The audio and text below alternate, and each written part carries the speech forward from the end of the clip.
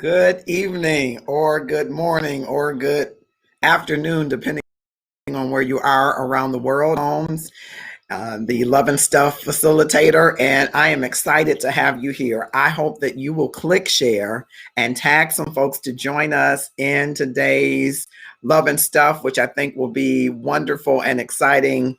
A great topic that we have going on here in Love and Stuff. So I hope that you will click share and tag 5 of your closest Facebook friends, 5 of your more popular Facebook friends. And if you're watching us on YouTube events or Twitch TV, click share and tag someone who you know would be open to watching a live right now. So take a moment and click share and tag someone to join us. We're excited to be here as we are every Tuesday.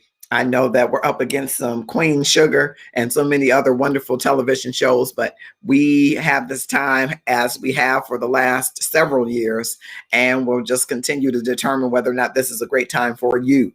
But click share as you're joining us, or if you're watching this in the replay, click share and tag 5 of your closest Facebook friends, 5 of your more popular Facebook friends to join us in the discussion. And what a wonderful discussion that we are going to have. But just before I cue up that discussion, I want to remind you that we are on the Gratefulness Challenge. And those of you that may have followed me on Instagram this morning or been with me with the encouragement here on Facebook, you know that we are in week 4, day 1 of our Gratefulness Challenge. What is the Gratefulness Challenge? I'm so glad you asked. It's one thing that you're grateful for every day that you are willing to make a video about or just a simple post, and that you will put in the hashtag Gratefulness Challenge, hashtag Gratefulness Challenge, post, share. And that is the Gratefulness Challenge, to do it for 5 consecutive days. Each week, we've had a different focus, and this week's focus has been on experiences. So it could be experiences that you're experiencing in the moment, or it could be experiences that you've experienced at some future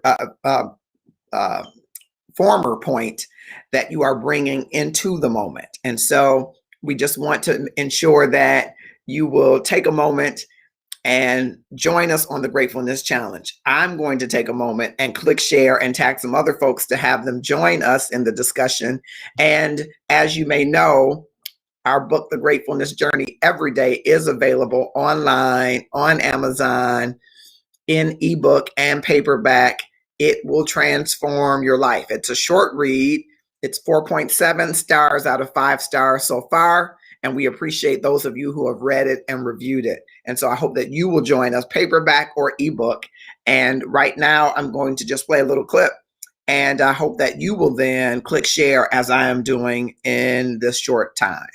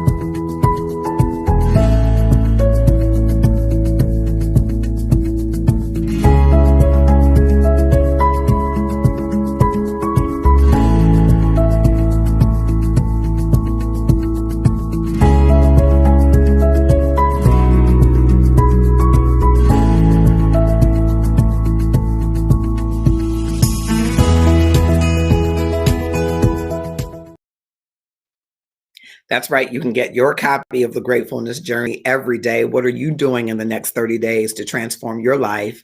You can get your copy on Amazon now. And so I hope that you will click share. Those of you that are joining and those of you across platforms will click share and tag someone to join us in the discussion.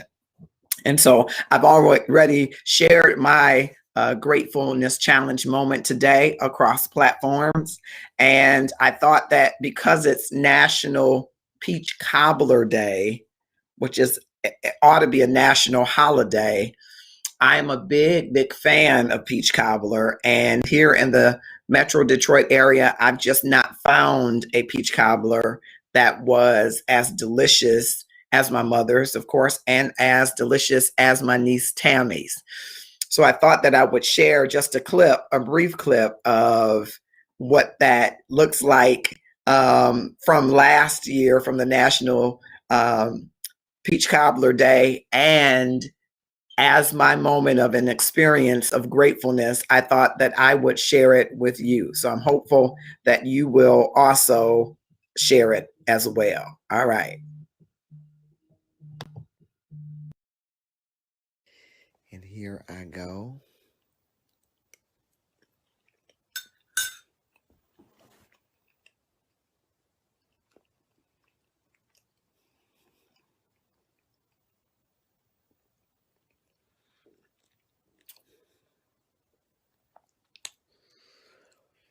Thank you, Tamara Lynn Holmes. You did it again. You made some delicious peach cobbler and left it here for me to eat all of it. Mm, mm, mm. Go to Royal Cheesecakes and Varieties, rcvcakes.com. You can order your own and have it shipped to your door. Delicious.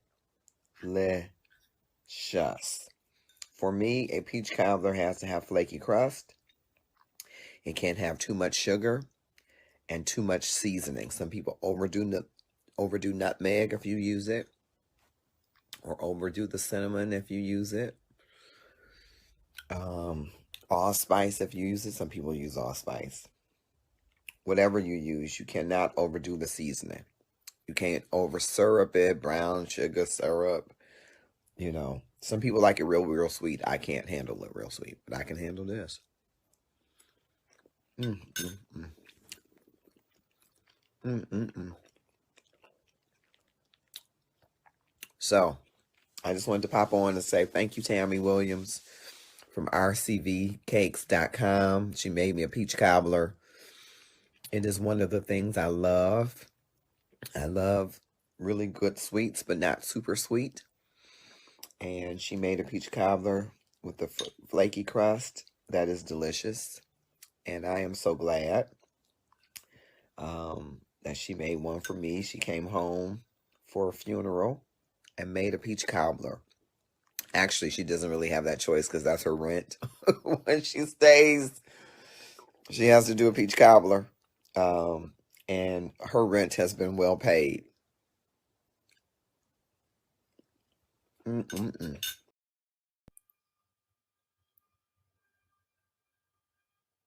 And so I hate to just eat peach cobbler in front of everybody like that.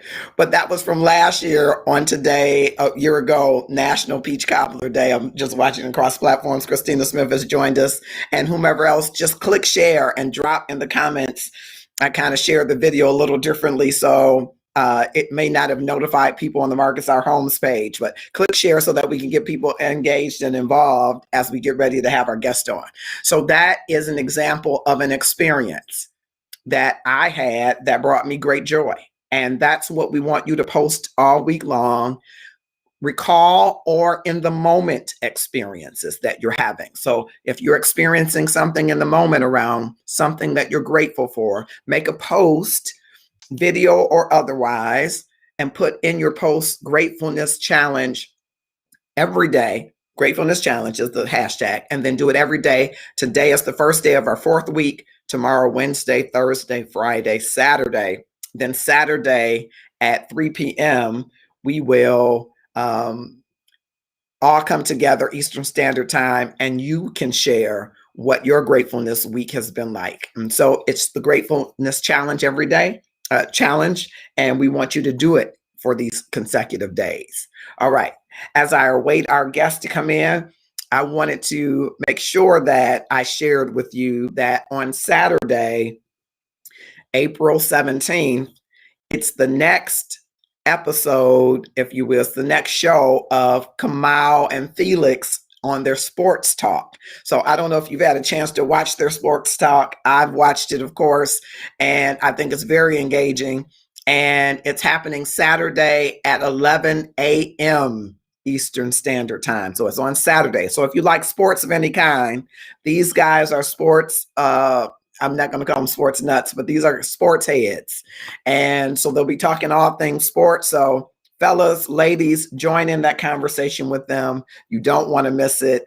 If you're here with us now, I hope that you will click share and tag someone to join us as I await our special guest, Dr. William Reese, who will talk with us. You know, we've been talking in Love and Stuff over the last couple of months about the 36 questions that lead to love. Anybody remember that? Those 36 questions that lead to love? And we have some folks who have kind of answered some of those questions and are on some interesting and amazing journeys as it relates to their find of love, right? And so there are these 36 questions that two psychologists who I learned they're still living, they're still married 50 years later, met as strangers, and they formulated these questions and put them in a sequential order. And the further down you go on the list, the more in depth, the more probing the questions become. And after those questions, it sparked instantaneous intimacy. They fell in love, ended up getting married, ended up doing it as a research experiment as psychology students. And they've been doing that kind of work ever since. And so we decided in the Love and Stuff community that we would try it out. And we had several couples do it, several people do it. They weren't couples before. And at least one of the groups of folks that met each other decided to explore it further. And so we'll be coming back with those 36 questions that lead to love. Of course, if you want a copy, you can inbox me for a copy of those 36 questions that lead to love. And so as we're going into the spring, and I don't know about where you are, but the numbers of COVID cases are up in Michigan. But as you go into the spring and you're thinking about spring, does anybody think of new life when you think of spring? Think of flowers blooming or something growing, something different happening? Well, our guest is going to be here to talk to us about some things that are growing. Maybe your connections can deepen and grow. And so we'll be bringing on Dr. William Reese. We're waiting him any moment to come in and to talk with us a little bit about how you might deepen the connections that you have with people right where you are as we go into spring. So spring forth might mean that you're able to deepen your connections with people. Give me some likes or loves if you could stand to have, if you could use deeper connections with people. I see that Ginger Henry has joined us. Karen Poole has joined us. Thank you both for joining. I hope you will click share. I kind of shared the video a little differently today, just testing out, not A/B testing, but kind of testing out. And so I need you to help me share everybody that's here to see if we can engage those that might not have gotten the Facebook notification that we are live. So if you can click share and tag some of the people within your circle, even tag some people who have regularly come so that we can just get them involved and engaged. So thank you so much. Some of you are clicking love and like, and I appreciate your being here as diehard members of our Love and Stuff community, which is a phenomenal community. So I am just checking with our special guest, but so we'll talk a little bit about connections. And I see some of you said you would love to have deeper connections in relationships. And I'm going to say it as we're waiting on our person to come, you know, that I am a big proponent of when you are in a space where you're meeting someone for the first time or they are a stranger. I'm a big proponent of the grocery store. It's lit and safe, and it's typically cameras. But I'm a big proponent of that because people are going in normally in their normal course of life. No one goes shopping necessarily, except for the people that I'm trying to tell to, that goes shopping looking for a man or looking for a woman, right? Most people go to the grocery store to buy food. All right. I'm not sure why you're in the Zoom room, Doctor. I sent you a link to come to this room. So you got to click on the link that I sent you. I didn't send you a Zoom room link, but I appreciate it, sir. But I got to have you in the room. Let's make sure. No, I didn't send you a Zoom room link. You got to click on the link that I sent you, and it might prompt you to copy it in your Safari browser or your other browser. So you click on that link and it'll bring you where I am. So it's not a Zoom room. It's a different room, but I'm looking for you. Okay. So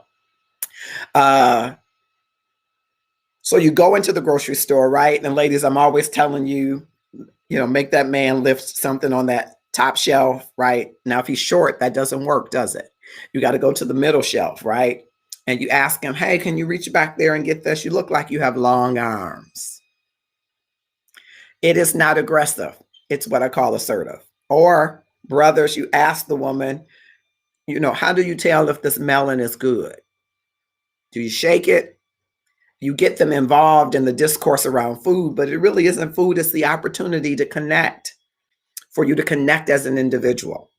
I don't espouse getting something suggestive. Ladies, don't pick up a banana. Okay, I don't see you, sir. I don't see you at all. There you go, Karen, strong arms. Sir, you're not in the green room. You're not in the green room. So make sure that you've, sir, make sure your camera is activated and your mic. Maybe that's, you think that you're in the room, but you're not. I promise you, I wouldn't. I'm awaiting your arrival. So don't use a banana, right? Fellas, if you use a melon, you don't hold them don't hold two like this, right?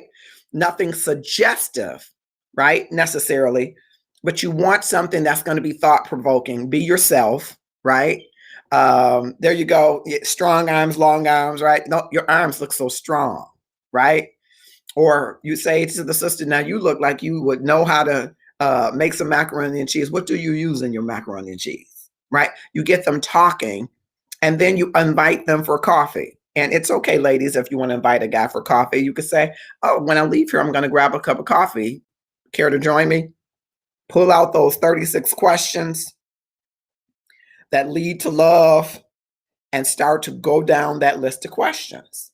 And just say, hey, I was on this show called Love and Stuff, and I said, what the heck? I'm going to try these questions. Do you mind walking through these questions? It's probably going to take us a good 30 minutes, 45 minutes. Don't tell them an hour, because an hour seems like a lot of time. It'll be an hour, but tell them 30, 35 minutes.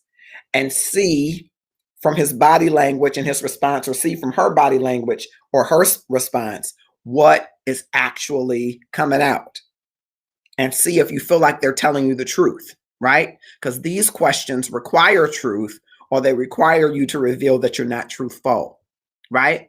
And ask these 36 questions that lead to love. That's another question, Karen. That's a good one. What are you cooking for dinner tonight? That's a great question. Yes.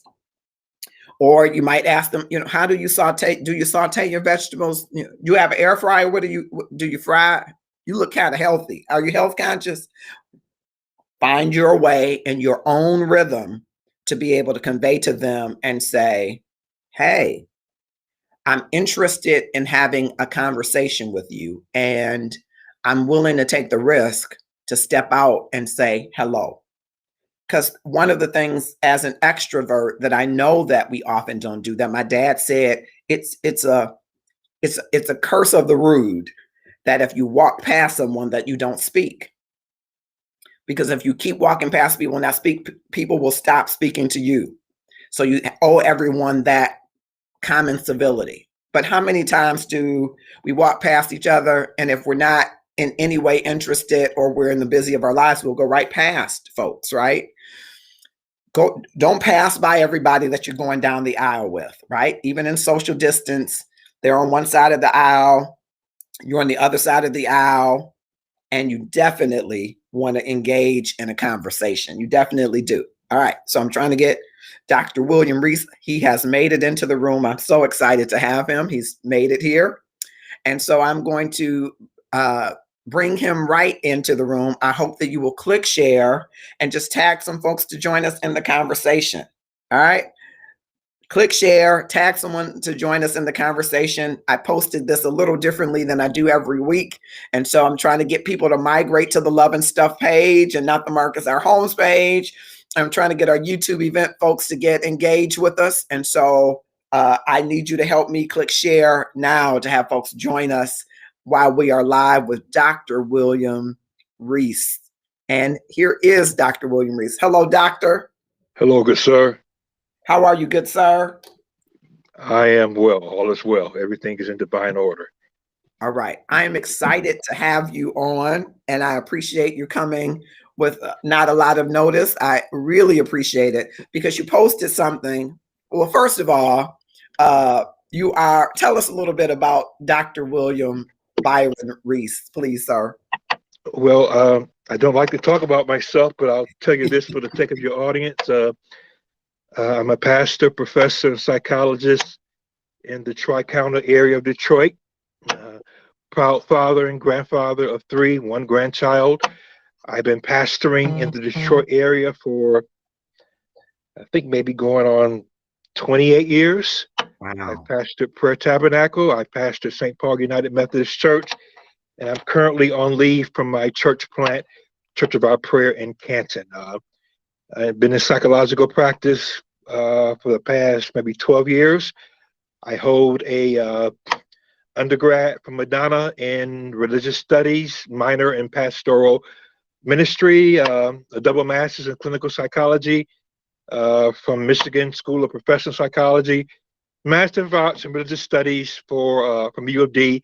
Then I have my doctorate in clinical psychology as well, and then a certificate in Christian thought from Princeton Theological Seminary. Well, I'm a servant of God, and I thank you for the invitation. I greet your Love and Stuff community.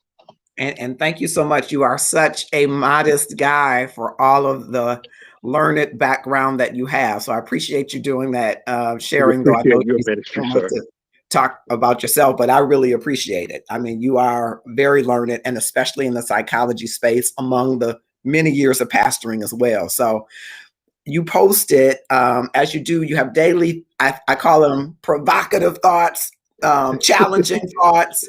But this one, among many, resonated with me because you were talking, or you posted from an institute on connection. And so I want Yes, to sir. talk to you a little bit about connection, because we're in an environment where extroverted people are like, what? I'm over this. Introverted people might be okay, but I think, there is science around there, and I'll defer to you, that people live longer, live healthier when they are connected, when they have a support group. Yes. In writing my book, I was learning about some folks in Japanese who have the moas. They have a group of folks that are their support system, and they tend to live longer and they tend to be healthier. And so when you hear connection, what comes to mind when you hear connection? What tonight is needs, desires, wants, passion. Every individual has that, and throughout the lifespan, they're trying to identify it.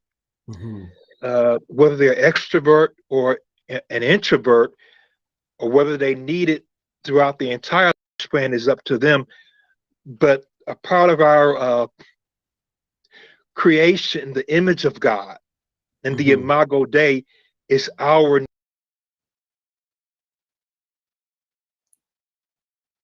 to be in a sort of each other. One of the interpretations of the Trinity, as listed in the book of Genesis, says, "Let us make man after our image and after our likeness." So again, we have the idea that we're created in the image of God, and God has definitely, the Trinity, a communal spirit, if you will. And there are some attributes of God that are communicable to us as human beings, or humans becoming. Okay, so the idea that that God has a desire to love us, that God has a desire to support us, to care about us, to be angry. Those are some of the attributes that have been communicated to us in the image of God. So again, there's that desire, whether you're saved or not, whether you're an unbeliever or not, being a human being, we have those that I call in the psychological community potentialities, if you will. And so in that, and I'm going to just bring it up on the screen so that it's an overlay for people to see that there are these 10 rituals of connection. And sometimes I think when people hear rituals, they go, what are we getting into, something heavy? But these 10 rituals of connection, I wanted to talk to you about these rituals that you shared. Can you talk to us a little bit about these rituals? Okay. Do you want me to go on? How do you want me to go in order? You want to take a few, or let me know how you... We can go in order if you like, or take a few, up to you. Okay. Well, let's start with the first one. And well, let me say, first of all, this is from the Gottman Institute. Okay. And it's one of the most highly respected institutions in the realm of psychology, if you will. I think him and his wife have been doing ministry for over maybe 50 years. Wow. So if you get a chance, it's listed there. Go to their Facebook page. Go there to their Instagram page. There's I mean, it's really a blessing. They major in expertise with couples, families and couples, but a lot of good work is there. I had a lot of this work in my undergrad work as well as my master's work. So again, we want to make sure that we give them their credit. So when you repost this particular listing, just do a simple at Gottman Institute to make sure they know that we are in full support. And the name of their type of therapy that they do, and that they train therapists such as myself on for certification, is called Imago Therapy. IMAGO. So I just wanted to put that out there. Number one,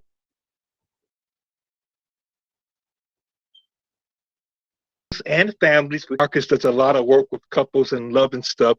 So I want to make sure I stay in the same vein with him. First one,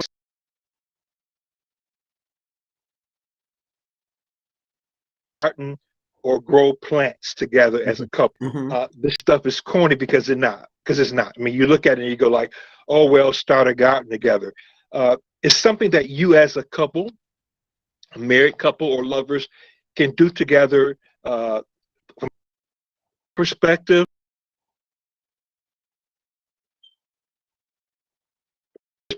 Together, getting out in the open, getting out in the yard, out of the house.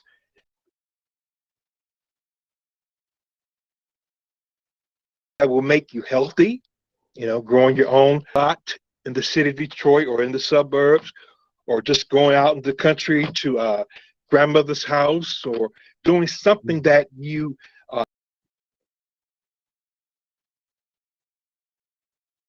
screen time or social media time.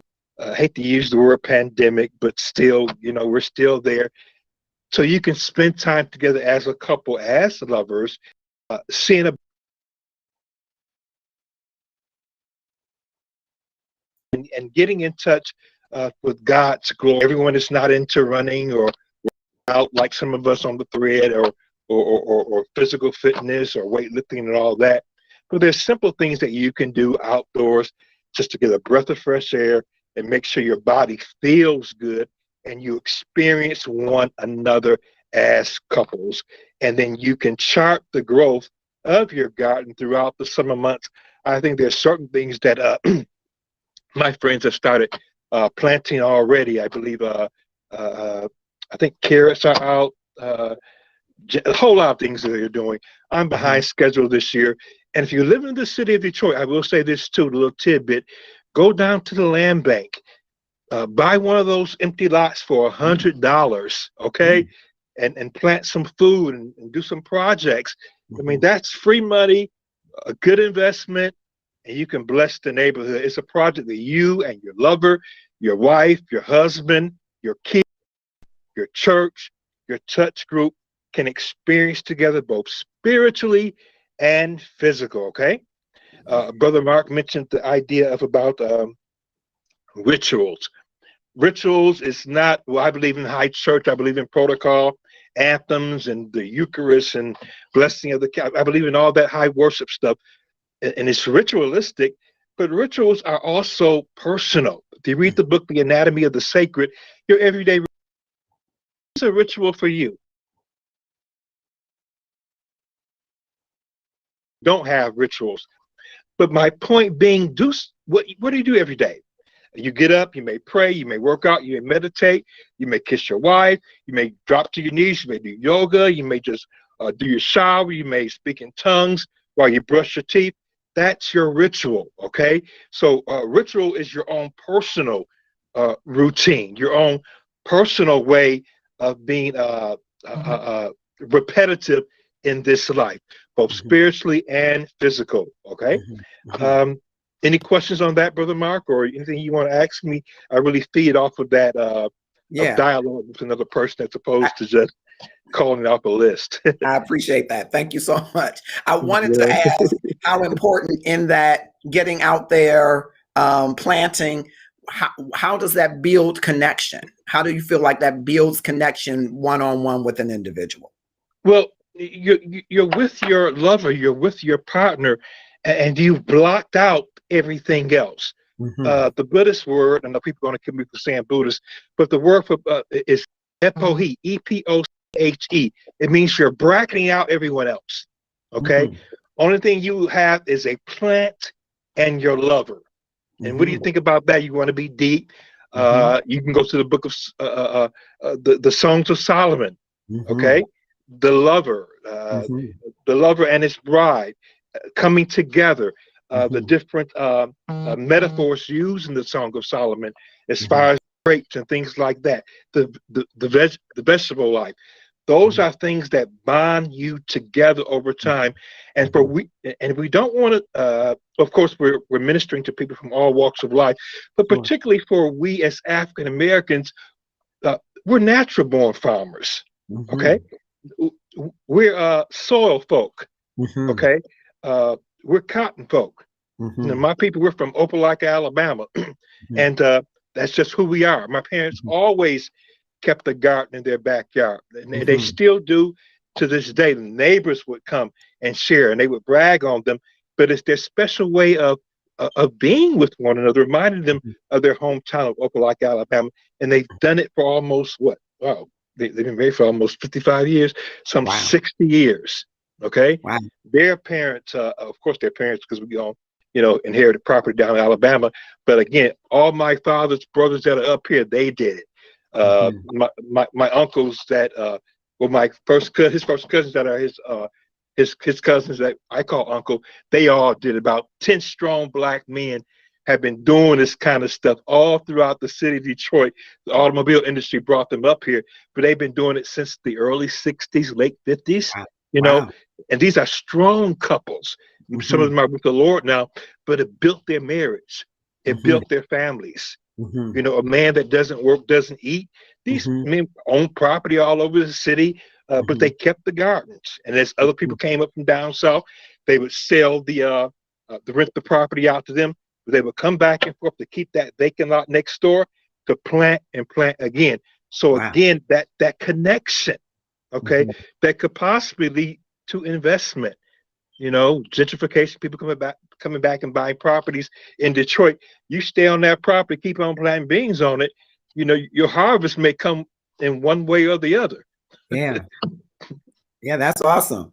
And we're talking to Dr. For those of you that are just joining, we're talking to Dr. William Byron Reese, a noted psychologist, and I am excited that he's here. We're talking about these 10 rituals of connection. And so we just started talking a little bit about starting a garden and growing plants together. And so that second one, have an outdoor picnic with your favorite treat. I think that would be my favorite. I'm not outdoorsy in the sense that I want to go camping, but I love to be outside having picnics and food and fellowship and music playing in the background. Talk to us a little bit about that and how that can strengthen connection. Okay, let's go there then, brother Mark. That's hot. That's sexy, right? I mean, Mhm. uh, you've placed some time and investment in your spouse, your lover, Mhm. and just don't. And you can take a day off to do it. You can do it on a Mhm. Saturday. Mhm. Most of our metro parks are really somewhat empty Mhm. during the day. Well, then you got to take that back because people are off for the pandemic. But in the normal situation, a ride out to some of your wonderful parks in the city of Detroit. Go on eBay or Groupon or some of the, well, Amazon. My son doesn't like for me to talk about Amazon. Anyhow, they have those nice picnic baskets, Mhm. the old wicker ones that you see in the old movies for $50. Nice food in there, some nice wine if you drink, Mhm. non-alcoholic beverage. I mean, do it up. Mhm. Some cold chicken there, like off that old episode of Brady Bunch, and make it nice. Some little wine glasses, and you can get that at the dollar store. Okay, Yeah. sometimes it's the same manufacturer. I'm not a big advocate of the dollar store, but just do the work. These Yeah. things are not expensive, and then you focus on one another. Uh, get you a nice playlist. Just Mhm. don't go out there looking crazy. Find out what kind of music he or she likes. Mhm. Okay, stay out there for a couple of hours. Make sure you get a nice part. I know at Metro Beach we went years ago, and it was nice, but the geese were out there. They had stuff everywhere.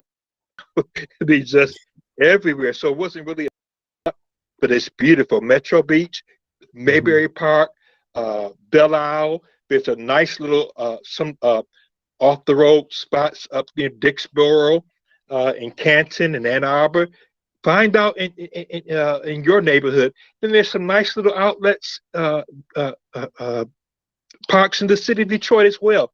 Do Mhm. your research, Mhm. and you'll find that just the two of you relaxing and match it up too. Just don't do any old thing. You know, do the red and checker or a nice looking blanket. You know, Mhm. and Yeah. to have on some nice beach clothes or picnic clothes. And Yeah. Brother Mark said he doesn't like to camp. I love to camp as well. Having gone about maybe 20 years. I learned it from Boy Scouts. I mean, find out what it's all about. And again, it's about connection. It's about loving, Yeah. increasing that attraction, increasing that desire. And the attraction is not always sexual. Okay. I do want to talk a little bit about that before we do. When I was younger, I'm gonna say younger. I was in a church fellowship that had owned a camp, so we went camping all the time. Maybe that's why I don't like it as an adult. I don't know, but I want to ask you because a lot of times people think connection and they think sexual. Talk to us a little bit about the intimacy because you've been a pastor for all those years, you've been a counselor for all those years, and still now. So you counsel tons, probably hundreds, maybe thousands of people. Tell us a little bit more about, okay, so it's how do we build this connection if it's not yet sexual? We're a couple and we're not yet sexual. That's a very good question. I think couples today, even before they become official or get married or engaged, should practice non-sexual touch. Mm-hmm. One of my psychological persons I look up to, who's not with the Lord, his name is Clark Moustakis, and he's founder of our school. Talks about the process of being there, being for, and being with. And he's talking about that with our clients and our patients, but I always liken it to being in the world or being with your lover or your spouse as well. And many women are somewhat fearful to be, if you will, touch with to touch their spouses, their male partners, because they fear that to do it such will always lead to arousal. Mm-hmm. Or to sex. Mm-hmm. So you have to somewhat open your mouth and speak that. Mm-hmm. Okay. And some men are the same way as well. So again, knowing each other's bodies. Okay. Showering together once you're married. I know this is a religious broadcast, but observing one another.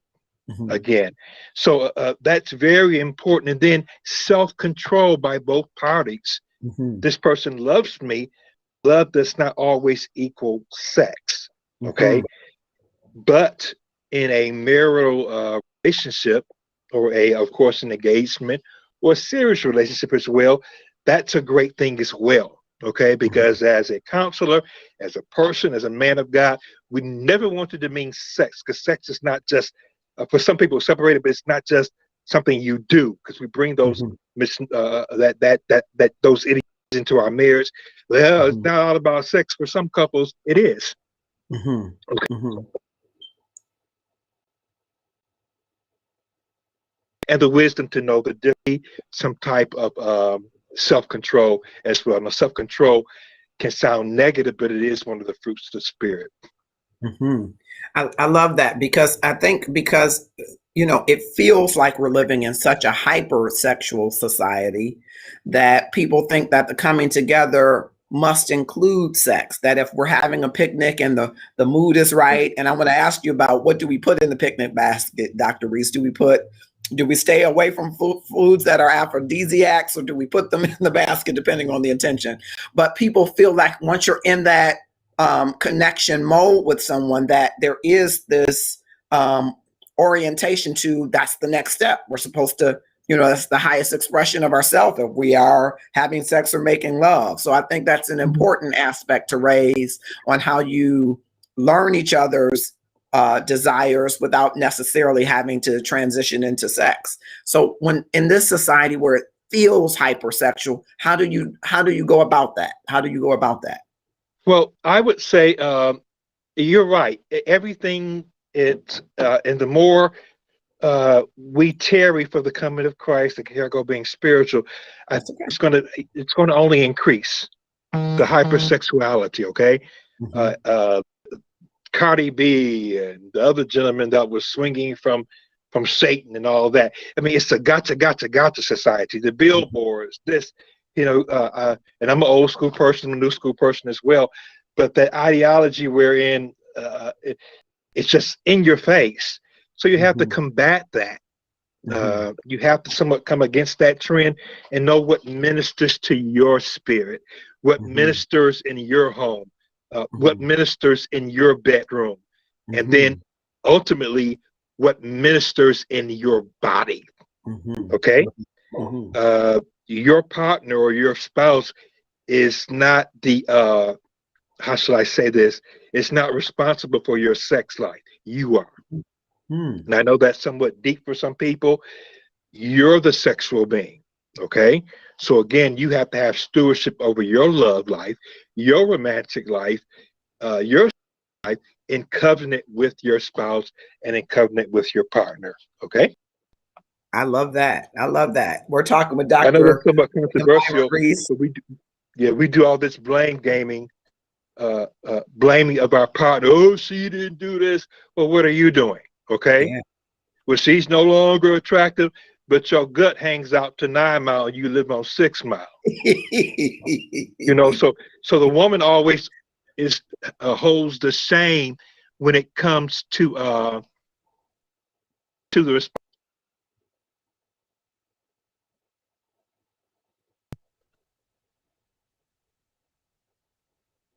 Awesome, awesome. We're talking to Dr. William Reese, as you can tell, noted psychologist and pastor who has done pastoral care and ministry for decades and is super credentialed as a psychologist. And he's sharing with us these 10 rituals of connection. I'm sorry, there was a little lag on my side, so that's why I didn't mean to interrupt you.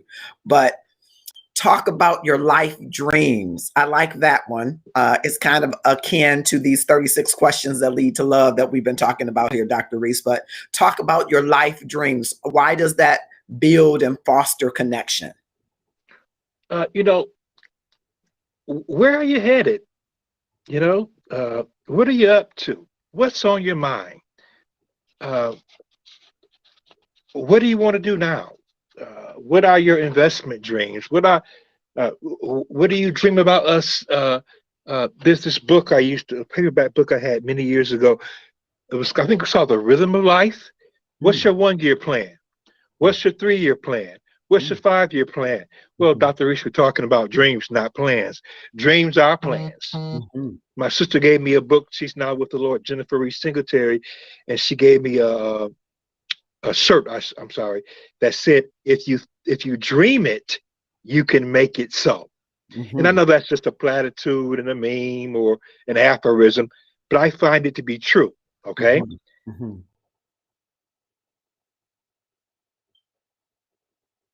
Dreaming together, or do you want to move to New Mexico? Do you like living in New York, or do you like California? Okay.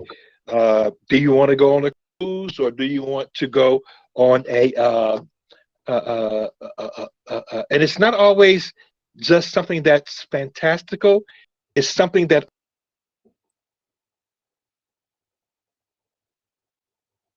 can be, how shall I say? Okay. Find out what she wants. Find out what her desire really is. And then she should find out what your wants are too. And it takes a while for dreams to come into fruition. And I know many people have the vision board, the planning boards, but somewhere in your house, figure it out. Somewhere in your write it out, put it on the board, or go out to Home Goods or Kirkland's and get some of those little things and hang them up in your basement to remind you of what your calling actually is. And so that deepens the connection because you're being more vulnerable and showing people what you want to do and be. Is that vulnerability? Vulnerability is a crucial word that you bring up, Marcus.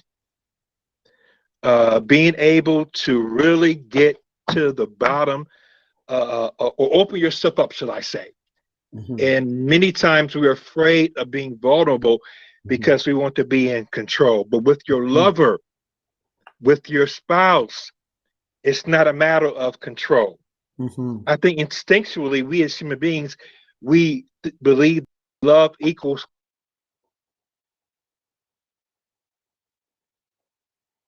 And that takes place too. Let up within the presence in the sphere or the domain of.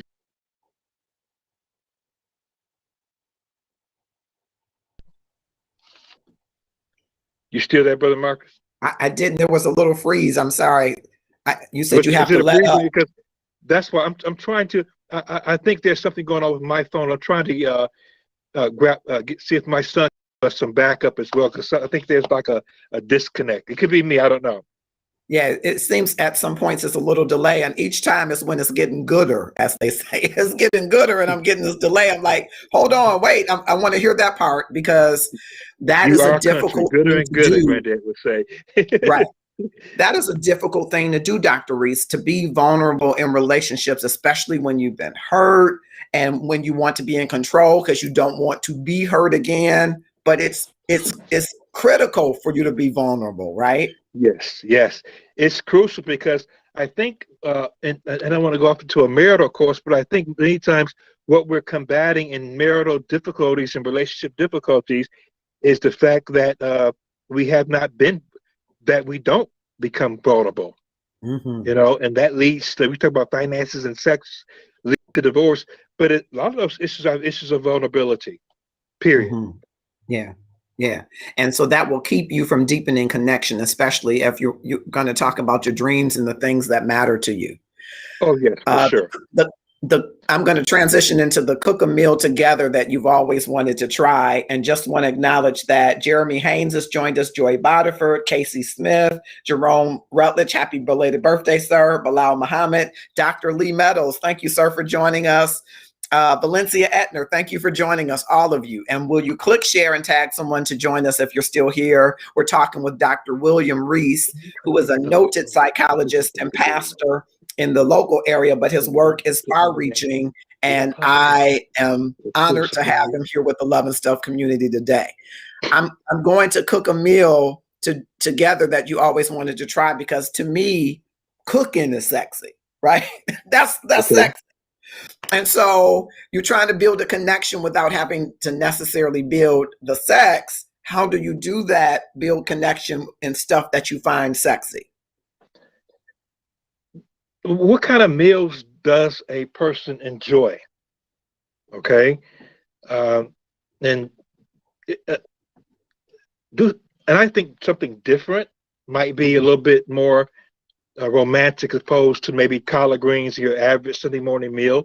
I mean, Okay. Sunday evening meal. Okay. There's so many different things and so many great people out there and on TV. Cooking is huge now, especially during the pandemic. Home Yeah. cooking, saving recipes on your pages and in your files, and trying your best to make sure, okay, let's do this together. Plan it out. I don't care if you have 200, a small kitchen or a huge suburban kitchen, or a kitchen like in the Boston Edison district. Scrub that kitchen down with some bleach, put some candles here and there, and then go into, it's working. It's not, and go into a meal, get the recipe out, or just get down and dirty. What is it? The dough and the flour all over your face. Mm. And find out, what can work for you. Spaghetti, pasta is a sexy food. Yeah, it is. Linguine. I mean, find out what's really great for you and Yeah. put some time and effort into it. Yeah. Yeah. And I'm sure that there are particular foods that might have more, do more for the libido than other foods. And so you might infuse some of those things in there as well, right? If you're trying to drive the connection. Brother Marcus, my son is trying to fix this, but I think it seems like it's about something's wrong. Are you hearing me well? I'm hearing you just fine now. Just intermittently, I might have sometimes there are challenges, but right now it's fine. And I think our Okay, if listeners something can hear happens, you. will you be able to bring me in on a live or something? I don't want to ruin your cast. So if you want to switch out to another device, you could do that. Are you trying to go to another device? I'm trying to do that, but it's not coming up on my other phone either. I don't know. But I don't want to ruin your. Would you be able to bring me into the live, or no? That wouldn't work either. No, if I because I'm going through a different product, I can't Okay, just no bring you problem. No online. problem. I don't Yeah. want to lose you. That's all. I guess I'm a little bit okay. No, I don't want to lose you. You're the guest. You're the guest, and you're kicking some good knowledge around these rituals of connection. I think are excellent, and so I'm going to bring up the next one. My charger. Okay. Christina saying from the comments, Dr. Reese, she's saying she agrees. They barbecued together and it was intimate. Watching him on the grill was awesome. So she enjoyed watching him grill. So that was Women love to see men on the grill. Mm-hmm. What is that? See, there you froze again. It's just, I mean, they can grill. My sons tease me all the time because I hate making or hate eating food.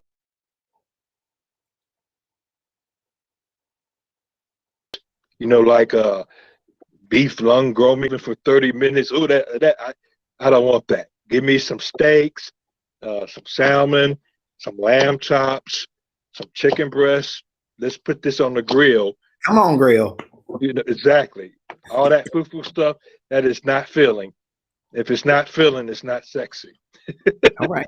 That's good stuff. That might be the hashtag. If it's not filling, it's not sexy. We're talking to Dr. William Reese, and we're talking about these 10 rituals of connection. And we're moving on. Be intentional about saying, I love you every day. Talk to us a little bit about that. Why is that important? I mean, actually saying, I love you is very, very, very important. Mm-hmm. Oh, man. Oh, you froze again.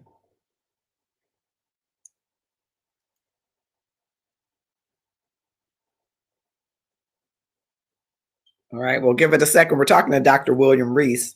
He is frozen temporarily because it's getting gooder. That's what happens when it gets so good. You better click share and tag someone to join us as Dr. Reese is talking to us about these 10 rituals, and I'll bring them up on the screen.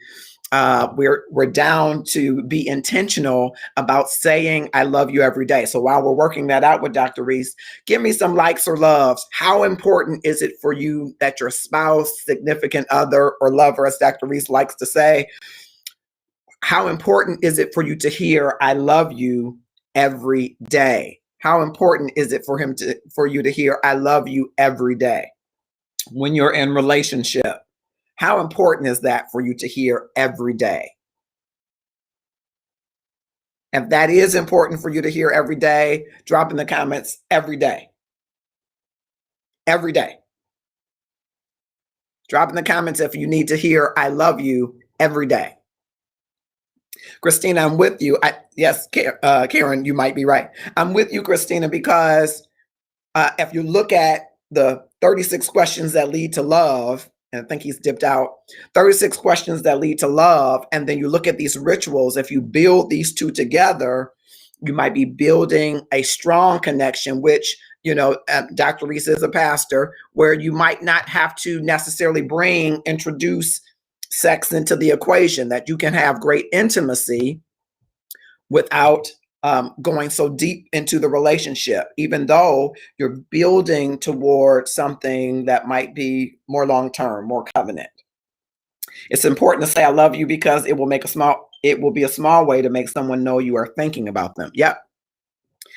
Absolutely. Somebody else drop in the comments. That's a great comment. Drop in the comments. We're talking with Dr. William Byron Reese. We had a little technical challenges, but he will be back, I'm sure, momentarily. And while he's working out the technical challenges on his end, we're talking with him about some work from the Gottman Institute. And you can go to their website, and I understand they also have a Facebook page. So we'll try to see if we can get them on as well. But he is licensed, certified in a number of different areas relative to couples and marriages, a type of, I will call it therapy. He may call it something else. There might be a clinical term that he would use. He has double masters in psychology, doctorate degree in psychology, you know, certificates, all of it, and pastored for over 30 years and still pastoring. And so started out young pastoring and is still doing great work.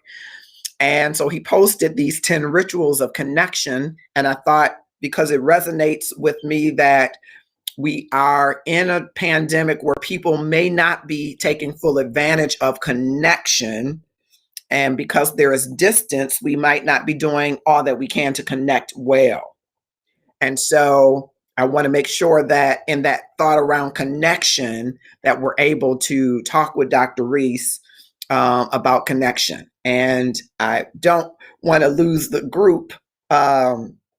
Our senior associate producer has joined. So I may decide, Jay Gerald, to take this live in a messenger and then share it to the page. Of course, we could only share it the converse to the Love and Stuff page, and we won't be able to get analytics. But I want to keep the conversation going with Dr. Reese because I got these. Okay, he just gave me a note. He said, give him a second.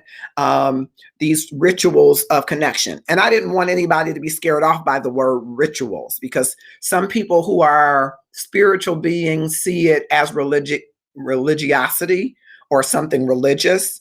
And I want to use that word religious a little broader or maybe differently than people traditionally use it. I see that religion as your belief system that you practice. And so your belief system may not include my God. And I'm a man of faith, so I want to be clear. It may not include my God. And I'm not offended that it doesn't include my God. I'm fascinated and interested as an ambassador of Jesus Christ to invite you, to make you aware of my God. But I understand if you haven't yet selected him. And I say yet, I'm hopeful. But I believe that everybody has a belief system. You believe in something, you believe in someone, including yourself. And so I didn't want rituals to make people think that we're going to, even though yoga and Eastern practices are wonderful, I didn't want anybody to think that we were going to be doing incantations. We are not. We can, but we weren't going to be doing incantations. We're talking about building connection, especially in this pandemic, and outdoors, growing plants. You can social distance, get in that dirt.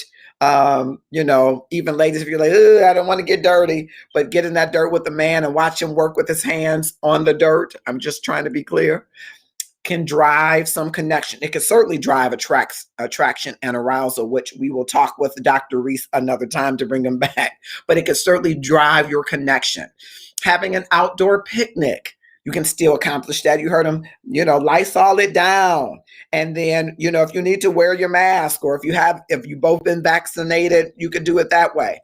And get your playlist together, get your food together, right, for that outdoor picnic. And he listed different parks in Detroit. Of course, we know we've got people around the world that, in different states, at least in a few countries, that listen to wherever your local parks are, that you can go to that place, clean off that picnic table, spray that bad boy down, put your red and white tablecloth on it, even if it's the plastic one from the dollar store.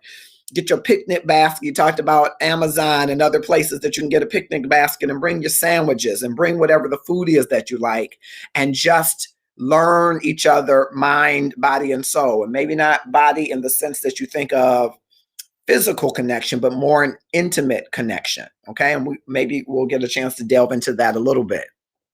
Then I love this third one, and I won't go ahead of him because I'm waiting for the doctor, but talk about your life dreams. I think it requires a lot of vulnerability and transparency to do this, because not everybody has sold their own selves. Not everybody has sold themselves on their own dreams. So to share your dreams with someone else requires vulnerability.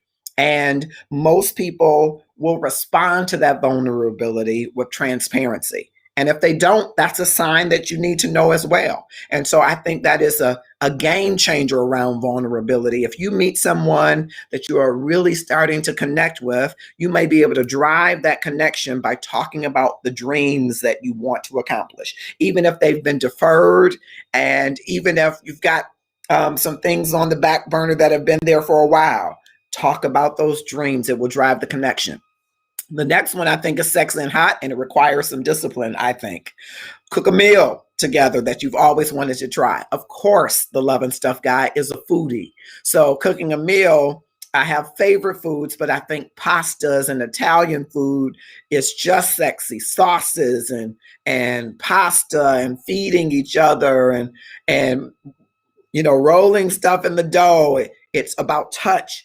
It's about connection. And so I think that that's a powerful way to connect with your spouse or significant other. And I love how Dr. Reese says you love her. I love it.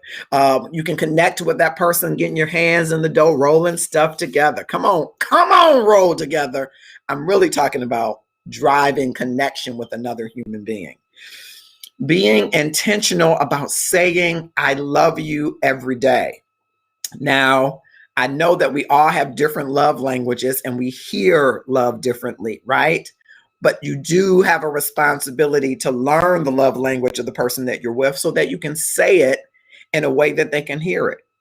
So that if acts of service are important to you as a wife or girlfriend, or you're living together and you saying, baby, can you take out that trash? If that act of service is something to you, if him rubbing your back is something to you, if physical touch is something to you, you got to make sure that you understand that love language of your partner, and make sure that you're communicating your love language to that partner. And there should be something every day that nourishes that, right? So if you know your wife likes to be touched, when you get out of the bed in the morning, or significant other, we're not judging, you get out of the bed and you just touch her back and say, babe, I'm going to the shower.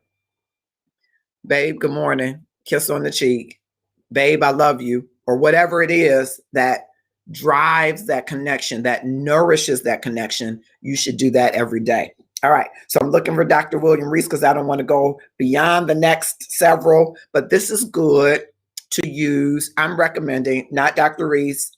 I'm not, pulling on his licensure. I would not do that at all. You want individual counseling, you should contact Dr. William Reese, Byron Reese, here on Facebook. I'm sure he can work something out if he's available. This is the love activist talking. This is the love activist talking, that you really have to open yourself up in building a connection. And I'm recommending that you get these 36 questions that lead to love and try them on someone that you've had an initial conversation with, initial connection with. And then as you keep asking those questions and keep delving and probing questions beyond those 36 questions that lead to love, of course, you can keep going back to them and keep asking and keep having conversation and probe deeper and deeper and deeper. Once you are sure that there's a connection being established and it's going towards something that you think could be worth putting time and worth the risk of your feelings, your emotions, your will, right?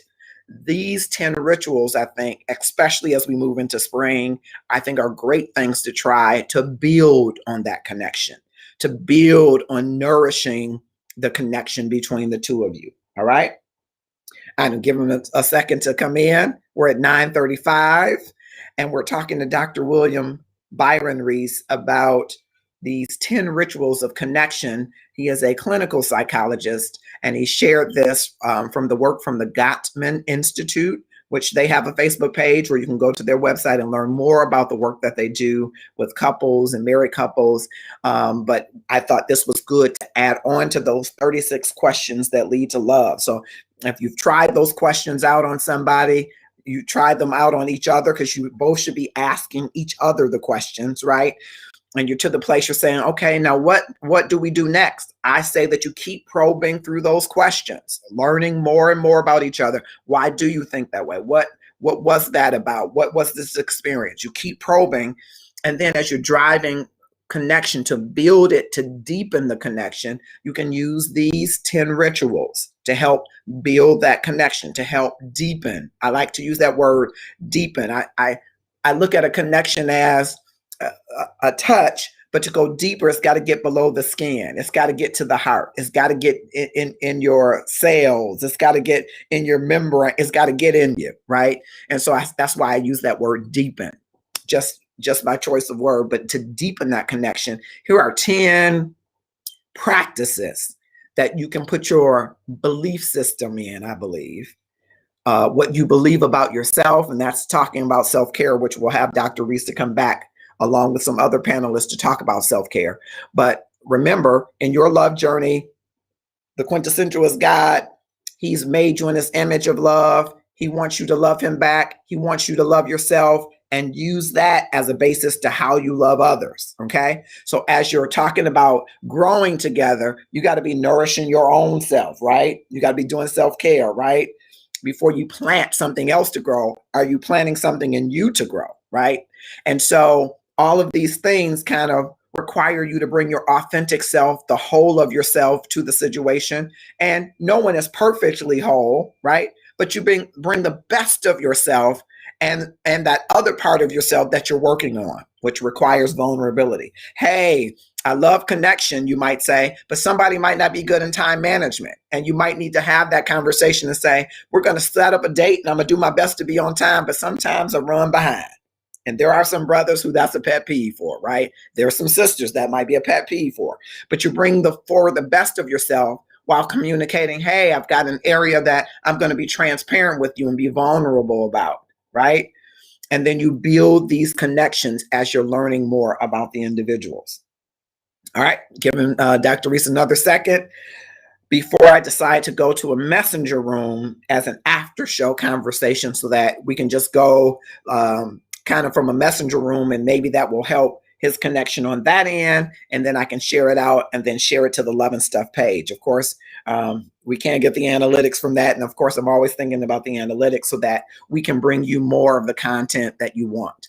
And on that note, I hope that you will inbox us to share with us what's the type of content that you'd love to have. Are you enjoying the content that we're bringing? What do you want more of? What could you use less of?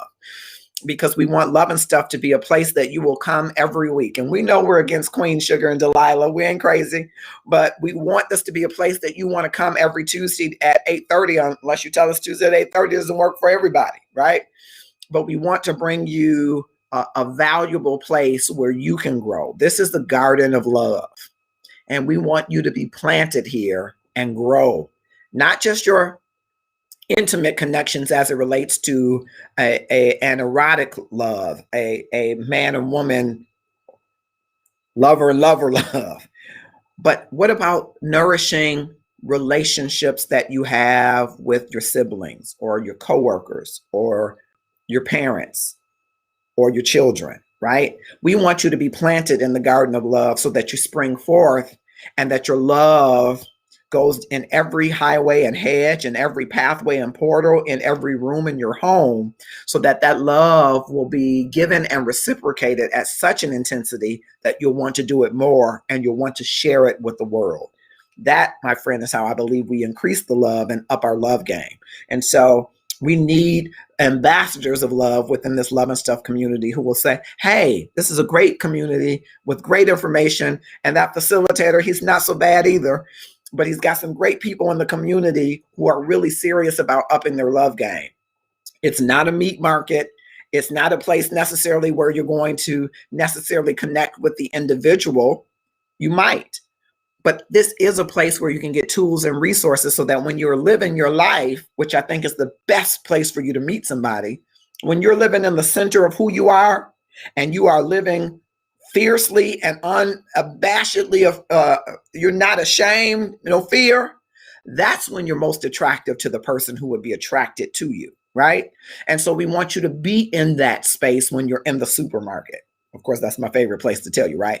Be in that space when you're going to that concert or when you're going to church, whenever you're going back to church, or you're in the dollar store. Be in that space where you are the most of your authentic self and you don't feel ashamed about being yourself. Have you ever been somewhere where you're like, I love being who I am and I feel like I can be who I am? No, there might be a few things, a tuck here and a little this there that you would fix if you could, right? But where are you when you love yourself and you're willing to work on yourself and be happy in that space? That's when you're going to be most attracted and attractive to someone. You don't want to attract somebody when you're in the imposter syndrome. You know, when you're in a room with people and you feel like, I don't belong in this room. I don't belong at this table. I'm not smart enough. I'm not pretty enough. I'm not handsome enough. I don't have enough swag. I don't have enough money. I don't have the right clothes. That's that imposter syndrome. You are everything that God has called for you to be, and you're worthy of getting everything that he's designed for you to get in this world. But you must be convinced of it. God doesn't need convincing. You need to be convinced of it, right? But sometimes we're not fully convinced, but we're in the room not fully believing that we should be there. That attracts something different than the authentic you, right?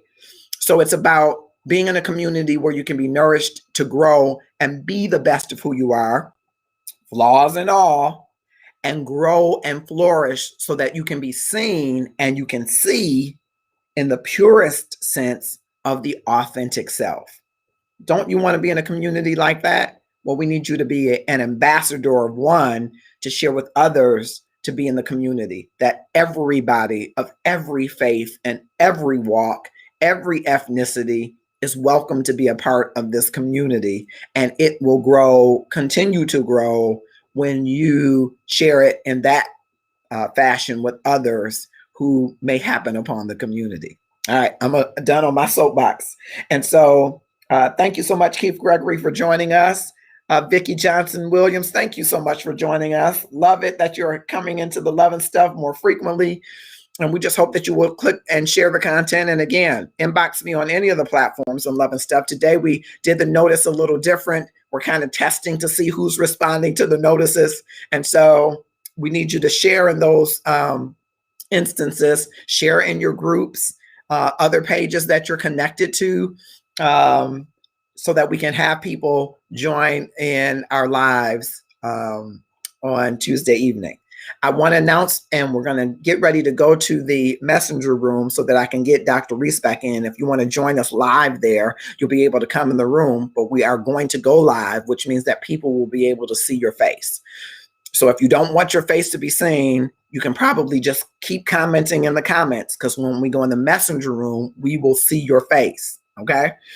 But I want to remind you that on Saturday at 11 a.m., by the way, Saturday is my birthday. I meant to tell y'all that. But Saturday at 11 a.m., the Kamal and Felix Sports Talk. Love on sports. You don't want to miss it. If you love sports, or you love to hear brothers talking about sports, or you're a brother that likes to talk about sports, you want to join these two gentlemen. They are sports heads, and they're talking about everything from baseball, basketball, NCAA. They talked about the Final Four. They talked about the Sweet 16 all the way through that. They talked about March Madness. They talked about opening day for the Tigers. They're talking about all things sports. Join them at 11 a.m. Eastern Standard Time this Saturday, April 17th. And if you've accepted my challenge to join me on the Gratefulness Challenge, which is one thing that you're grateful for, starting today, tomorrow, Thursday, Friday, and Saturday. So 5 days. We're in week 4. Today is day 1, and we're doing gratefulness moments around experiences. I shared one earlier this morning across our platforms, and I shared another clip today from last year because today is National Peach Cobbler Day, where I was eating a peach cobbler. And let me tell you, I'm a foodie, and I'm grateful for food. Judge me if you will. I love food. I also know that I am diabetes runs in my family, and so I am very conscious and aware of how I should proceed. And I love, love, love peach cobbler. So it can't be too sweet for me. It has to have a flaky crust for me. It can't have all of this allspice and nutmeg and cinnamon. It's got to have just a little of those things. But it has to have flaky, buttery crust. And when I am given flaky, buttery crust, you see me closing my eyes because I'm trying to keep the salivation from happening. When I have flaky, buttery crust, I'm grateful. I'm grateful. Now, that might be a small thing to you, but it's a big thing to me because it reminds me of the love that people put into their cooking. And I'm grateful for all of the memories of that. So join me on the Gratefulness Challenge. Post on your social media page, and then either tag Love and Stuff and put the hashtag Gratefulness Challenge posted to your page. You're going to be surprised. People are going to comment and share what they're grateful for. And you want to invite them to join us Saturday at 3 p.m. because then it'll be your turn to have the mic to tell us what you're grateful for. What experience are you having now, or have you had, for which you are grateful? That's it. Just one experience a day. And click post and share. I'm Marcus Holmes. I see William Reese, Dr. Reese has joined us. Dr. Reese, I'm going to go to a messenger room and invite you in that messenger room so we can continue that conversation, and we'll go live there. We'll give people an opportunity to join it, and then we'll go live, and I share it across the pages, and that way we'll probably have a better connection. See you in a moment. Thank you for joining. Click share on this part, and we're going to the after show right now.